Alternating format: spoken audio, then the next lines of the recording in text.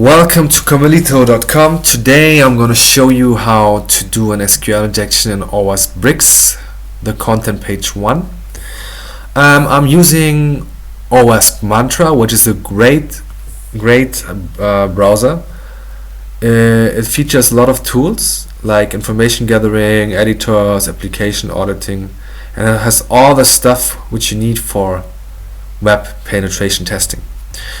So we are starting by loading our URL, and first what we check is by entering a tick if our application is vulnerable, and we get an error, so which means okay, we are vulnerable. And now I try to break the logic. What is if we got a true statement? Nothing happens. What happens if we got a false statement? The error doesn't exist. Okay. So next we are checking how many columns we have. We do this by an order by statement. We are summing up till we reach column 9, which throws an exception, which means we got 8 columns. So what we can do now is we do an union select statement, and the columns are represented by these numbers. So what we see here is that each of these fields represents the corresponding number in the union select. So like 1 is user ID, 2 is username, 3 is email. So we can use this to output the database name, for example. If we take a database function, okay, you see here, now we got the database name, which is bricks.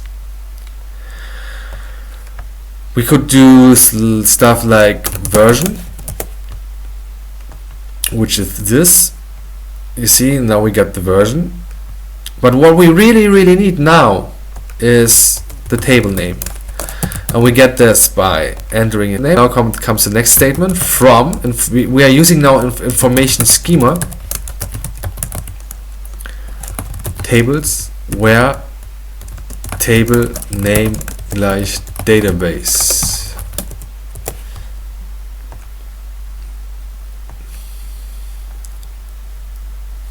No, not table name, table, I got an error, schema. So one of the tables is users.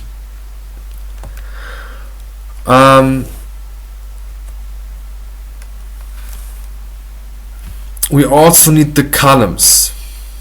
We can do a group concat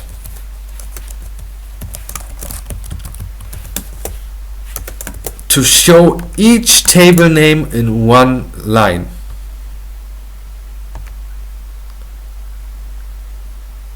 Okay, but we got only one table, which is users.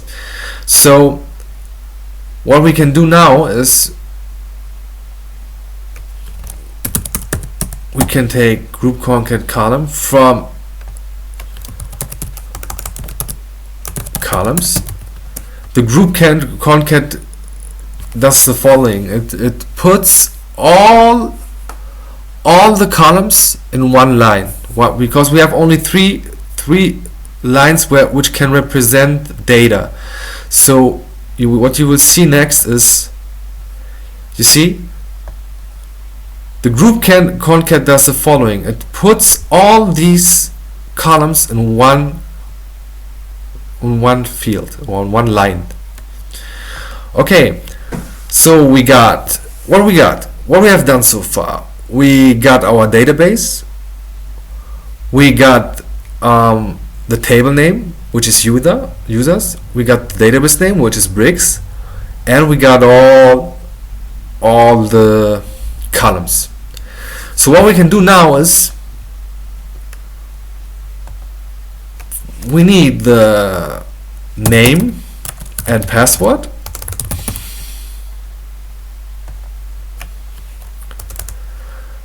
And extracted from our users table.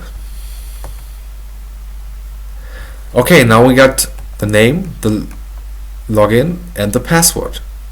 In this case, it's an MD5 hash. You could use a site like HashKiller to decrypt this MD5 hash if it is online.